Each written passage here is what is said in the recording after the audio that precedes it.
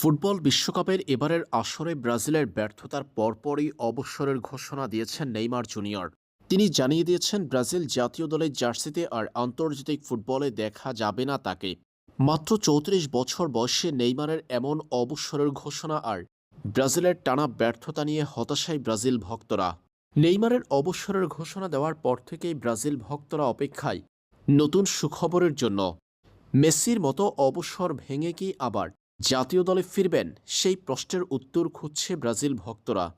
এবার জানা গেল এমন এক চাঞ্চল্যকর খবর, যেটা মাত্র বেরিয়েছে নেইমার জুনিয়রকে নিয়ে। জানা গেছে ২০৩০ সালের ফুটবল বিশ্বকাপকে সামনে রেখে একটা তালিকা চূড়ান্ত করেছে ব্রাজিলের কোচ কার্লো আনচেলত্তি। আর সেই তালিকায় আছেন নেইমার।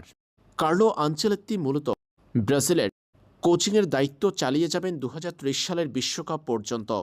এর আগে কোন ফুটবলারদের স্কোয়াড থেকে বাদ দিবেন, সেই তালিকা করেছেন আনচেলত্তি। আর সেই তালিকায় নেইমার জুনিয়র সহ আছে ব্রাজিলের একাধিক সিনিয়র ফুটবলার। অর্থাৎ আনচেলত্তির বাদ দেওয়া ফুটবলারদের তালিকায় নেইমার। বর্তমান বিশ্বকাপ স্কোয়াড কিংবা ব্রাজিলের বর্তমান স্কোয়াড থেকে কাদেরকে বাদ দেওয়া হবে, সেই তালিকা চূড়ান্ত করেছেন আনচেলত্তি। আর সেখানে নেইমার, দানিলো, কাসেমেরো সহ একাধিক সিনিয়র ফুটবলার আছেন। নতুন সার্কেলে আর নেইমারকে নিয়ে পরিকল্পনা করছেন না আনচেলত্তি। ১০ নম্বর জার্সি দেয়া হবে অন্য কাউকে।